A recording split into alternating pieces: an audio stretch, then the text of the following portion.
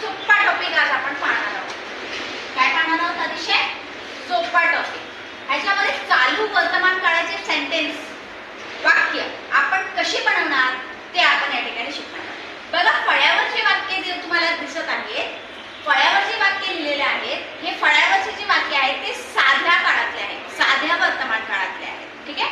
म्हणजे मी खातो, मी बोलतो, मी नाचतो, मी गातो, ती बोलते, तो उडी मारतो. ठीक आहे. आम्ही वाचतो.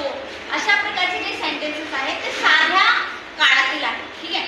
त्याला आपल्याला कशामध्ये बनवायचं आहे? चालू वर्तमान काळामध्ये. म्हणजे एखादी क्रिया जर चालू आहे, चालू म्हणजे ती क्रिया पूर्ण झालेली नाही, ती क्रिया घडत आहे, होत आहे, तर आपण त्या सेंटेन्सला कशा पद्धतीने बनवायचं त्यालाच आपण इंग्लिशमध्ये प्रेझेंट कंटिन्युअस टेन्स असं सुद्धा आपण म्हणतो.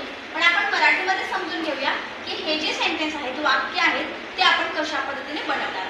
तर बघा, पहिला सेंटेन्स आपण या ठिकाणी पाहूया. I right. आय राईट म्हणजे काय? तर मी लिहितो किंवा मी लिहिते. मग त्याला आपल्याला जर असं सांगायचं आहे की मी लिहत आहे, मी लिहत आहे. मग आपण सेंटेन्स कसं बनवणार बरं? तर आपण सांगणार आय. करता आपला आय आहे, मग आपण आयच घेणार. लक्षात. त्याच्यानंतर आपल्याला आयच्या पुढे वर्तमान काळामध्ये आपण वापरत असतो एम. ठीक आहे. हे मी शिकून झालेलं आहे. मी शिकवलेलं की आयच्या पुढे काय लागत असते? नेहमी एम लागत असते. मग आय एम. मग हा जो वर्ब आहे, आपला जो क्रियापद आहे, त्याला आपण लिहिणार. ठीक आहे. आणि त्याला आपण लावणार आय एन जी. काय लावणार आपण? I N G. मग बाकी कसं होईल? I am writing. काय होईल? I am writing. हा जो ई आहे शेवटचा, तो निघून जाईल आणि त्याच्याऐवजी आपल्याला काय लावायचं आहे?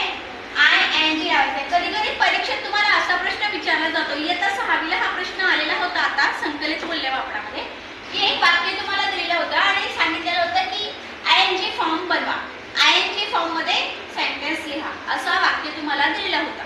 मग आय एन जी फॉर्म म्हणजे काय? तर काय करायचंय वाक्यामध्ये? क्रियापदाला आय एन जी लावायचं. काय करायचं? क्रियापदाला आय एन जी लावायचं. क्रियापदाला आय एन जी लावायचं. ठीक आहे. क्रियापद काय आहे? आता ही दुसरा सेंटेन्स बघा. We eat. आम्ही खातो. मग आपण काय लिहिणार? We R. आपण आर हे अनेक वचनासाठी वापरतो की नाही? वी म्हणजे आम्ही. मग आपण त्या ठिकाणी इज वापरणार का? नाही. आपण काय वापरणार? आर वापरणार. We are eating. आता काय होईल? इटचं इटिंग. काय लावला आपण शेवटी? आय एन जी लावला. काय लावला? I N G. We are eating. पुढचा सेंटेन्स आहे वी रीड. आम्ही वाचतो. मग आपण करता तोच घेणार.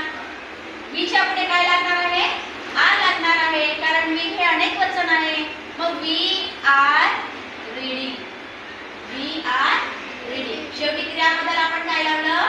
आय एन जी लावलं. काय लावलं? I N G. You jump. You jump. आता यूच्या पुढे नेहमी काय लागत असतो? आपण वर्तमान काळामध्ये पाहिलेलं आहे. यूच्या पुढे काय लागतो? आर. मग you are jumping. You are jumping. जम्पचं काय केलं आपण? जम्पिंग. रीडचं काय केलं? रीडिंग.